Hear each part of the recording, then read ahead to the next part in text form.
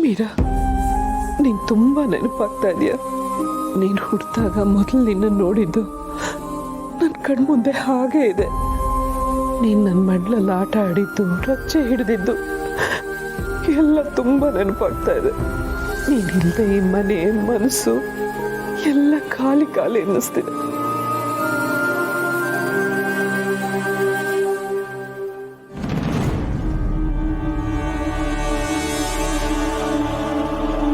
ಮನೇಲಿ ಬೇರೆ ಯಾರೂ ಇಲ್ಲ. ತುಳಸಿಯವರು ಇಲ್ಲಿ ಕೂತಿದ್ದಾರೆ. ಇದೇ ಸರಿಯಾದ ಸಮಯ. ತುಳಸಿಯವ್ರ ರೂಮಿಗೆ ಹೋಗಿ ನನಗೆ ಸಂಬಂಧಪಟ್ಟ ಯಾವುದಾದ್ರೂ ಡಾಕ್ಯುಮೆಂಟ್ಸ್ ಇದೆಯಾ ಅಂತ ನೋಡ್ತೀನಿ. ನನಗೆ ಶಾರ್ವರಿ ಹೆಸರು ಹೇಗೆ ಗೊತ್ತು ಅಂತ ಈಗ ಅರ್ಥ ಆಗ್ತಿದೆ. ಅವಳು ನನಗೆ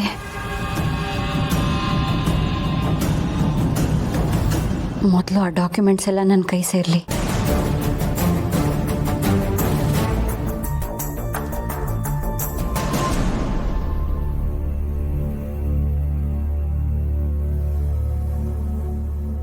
ತುಳಸಿಯವರೇ,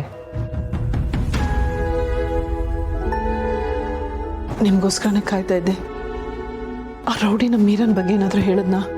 ಅವಳು ಎಲ್ಲಿದ್ದಾಳಂತೆ? ಇಲ್ಲ ತುಳಸಿಯವರೇ, ಅವನೇನು ಬಾಯ್ ಬಿಡ್ತಾ ಇಲ್ಲ. ಈಗ ಏನು ಮಾಡೋದು? ನಮ್ಮ ಮೀರನ್ ಬಗ್ಗೆ ಯಾವ ಸುಳಿವು ಸಿಗ್ತಾ ಇಲ್ಲ. ಏನು ಮಾಡೋದು ಅಂತ ನನಗೂ ತೋಚ್ತಾ ಇಲ್ಲ. ಮೀರಾ ಇಲ್ಲದೆ ಜೀವನೇ ಬೇಡ ಅನ್ನಿಸ್ತಾ ಇದೆ. ಅವಳನ್ನ ಕಳ್ಕೊಂಡು ಬದುಕೋ ಶಕ್ತಿ ನನಗಿಲ್ಲ.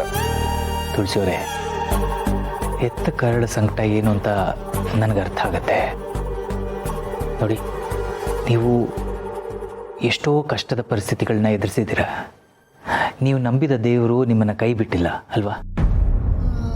ಈಗಲೂ ಅಷ್ಟೇ, ಆ ದೇವ್ರ ಮೇಲೆ ಭಾರ ಹಾಕಿ ಹುಡ್ಕೋಣ. ನಮ್ಮ ಮೀರಾ ನಮಗೆ ಸಿಕ್ಕೇ ಸಿಗ್ತಾಳೆ.